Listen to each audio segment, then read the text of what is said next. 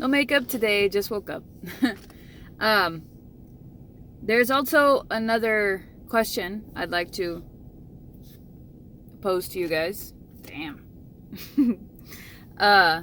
What music do you play when you sit in front of the altar and you try to become in tune with her, you try to hone in on her energy? What music do you play? What songs remind you, of her? What genre of music reminds you of her? What do you listen to that brings up that familiar feeling? For me personally, it's just a few songs so far. There is also another form of divination that people will use, like they'll put, and it's a newer one. People will make a playlist of all these different random songs, and they'll use it as a form of divination to relay a message. Like me personally, I've done it with Pandora. I've put it on shuffle, and I've said, any messages, that she wants to send, or any messages that my ancestors want to send, I'm going to put this on shuffle, and I want you to pick the best song that applies to any kind of message that you might have for me. And the song that came up was It's My Life. Not by Gwen Stefani, but by the original artist. And it really applied to the situation. See, that's the thing with divination in that sense is, that you cherry pick. And that's a sad truth, but in a situation like that, it's kind of like a fortune cookie. Like, you take the meaning that you need out of it at the time.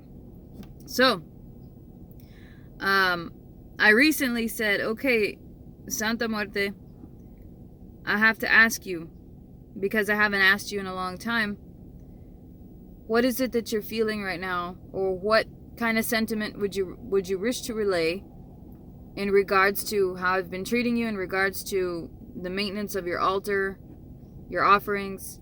Where do you sit right now with me personally? And the song Earned It came out.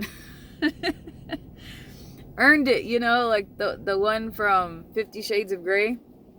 And you would figure it's like, oh no, that's a sexual song. But if you listen to the lyrics, it's really not that sexual at all. And it's more of a caring and loving type of song. It's got, it's little tidbits of romance in there, but you can translate that as you so choose. So if you go and you listen to the lyrics of Earned It, then that's the message she relayed to me at the time. So now every time I hear that song, I think of that, and that I kind of, smile a little bit, and it reaffirms. I'm like, okay, I need to really keep on track, and I need to remind myself to reciprocate everything she sends to me. And then the other song is from Imagine Dragons. It's called Believer. There are moments in that song where it doesn't really relate too much, but the general message does. The other song has been around for a while, and I originally associated it to another spirit. But it's Katy Perry's Dark Horse.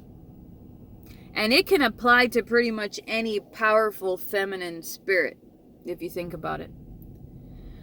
Or any powerful woman. Period. The fourth one,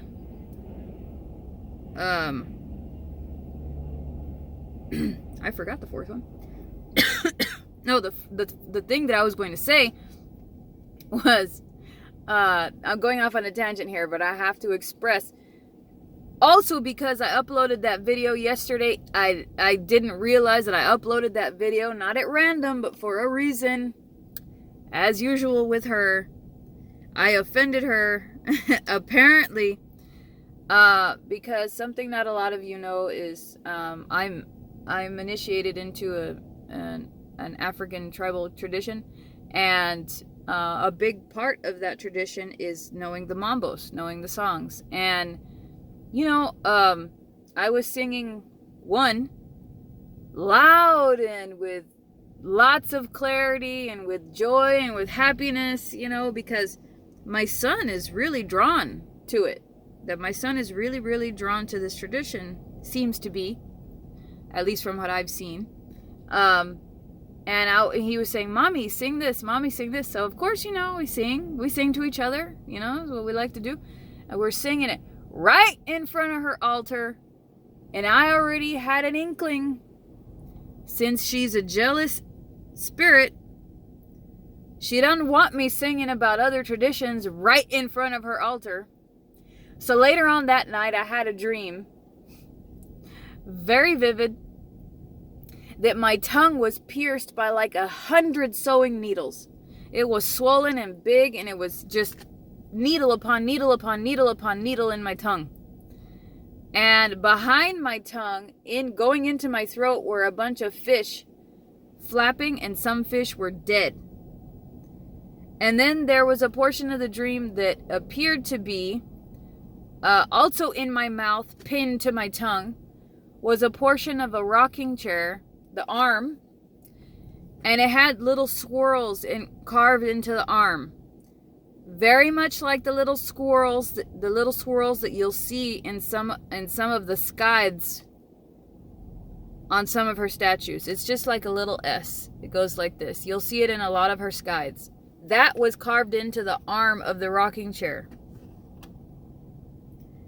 Well, I was in the dream trying to figure out what's going on. But in the dream, I figured fish I always associate with the ocean and with the feminine and, you know, with fertility and birth and that sort of thing. And needles in the tongue are obvious. It means shut your freaking mouth.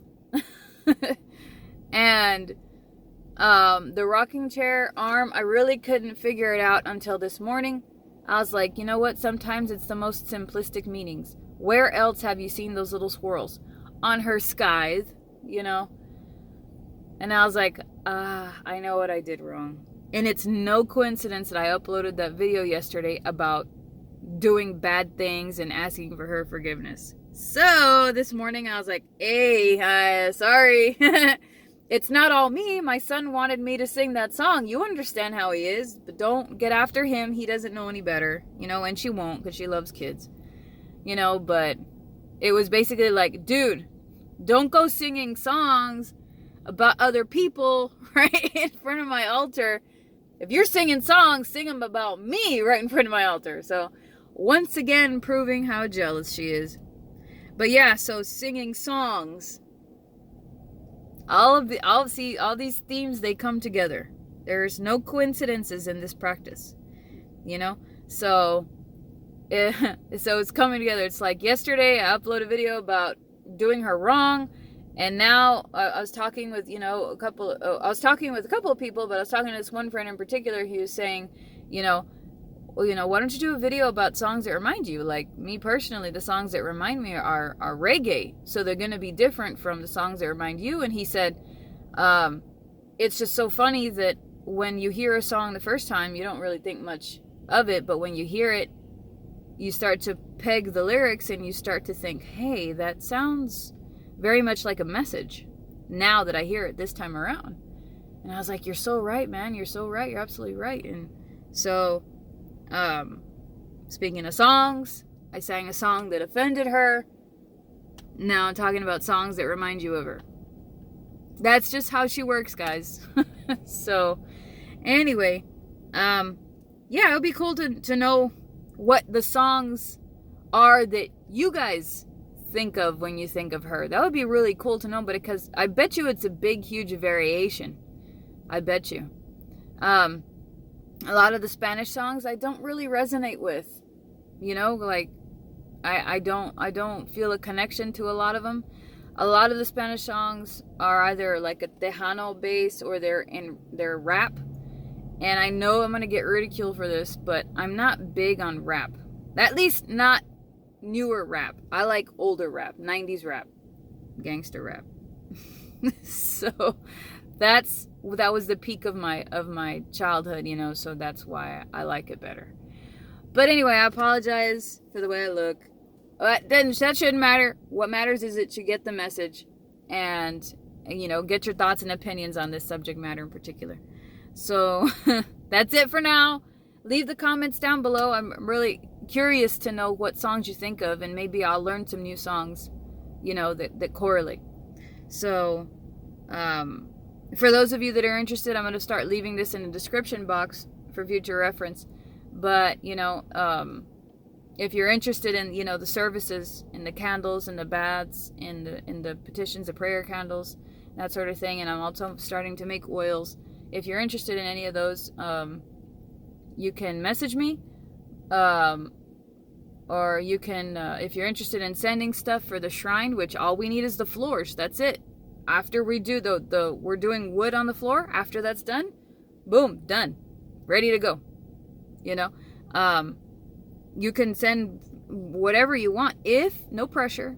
If you want to, it's P.O.Box 1383, Harlingen, Texas 78551, and the PayPal address is to send whatever you want. And now I said no pressure. This is just, I'm putting information out there. The PayPal address is ARAMIS1739 @Yahoo. I would really prefer PayPal because it's so much easier. If you send it as a gift, they won't charge you a fee. I figured that out the hard way. If you send it as just like a regular payment, they'll charge you a fee, unfortunately.